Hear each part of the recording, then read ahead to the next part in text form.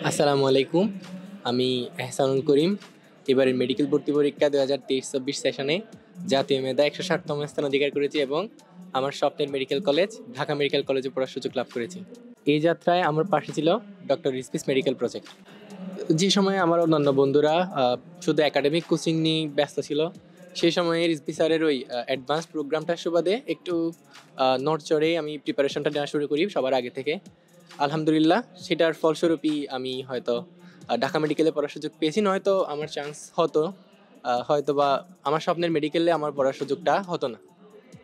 তো প্রথম দিকে যখন আমি যুক্ত ছিলাম তখন দেখা যেত স্যার খুব কয়েকদিন পর পর একটা ক্লাস দিত, মানে খুবই ফ্রিলি আমাদেরকে একাডেমিক পড়ার সুযোগ দিত, এসএসসি প্রিপারেশন নেওয়ার সুযোগ দিত।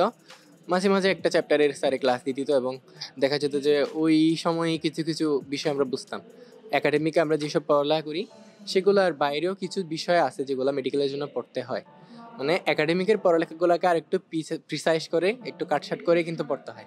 একাডেমিক বায়োলজি ক্ষেত্রে বিষয়ের সাথে যখন যুক্ত ছিলাম তখন দেখা যেত যে অনেক বায়োলজিতে অনেক কিছু মুখস্থ করতে হয়, আমরা যেটা বলি মুখস্থ করতে হয় বা মনে রাখতে হয়, কিন্তু সেগুলো গদবাধা নিয়ম যদি আমি বারবার রিডিং করেও যাই, অনেকে দেখা যায় যে বায়োলজি বই মুখের উপর রেখে ঘুমায় পড়ে এরকম অবস্থা হয়ে যায়। কিন্তু দেখা যায় যে যখন ছোট ছোট ছন্দ দিয়ে কিছু ট্রিক্স দিয়ে যখন নেমোনিক দিয়ে যখন শেখা হয় তখন সেগুলো একটু বেশি দিন ধরে মাথায় স্থায়ী থাকে এবং পরীক্ষার হলে আনসার করা সহজ হয়।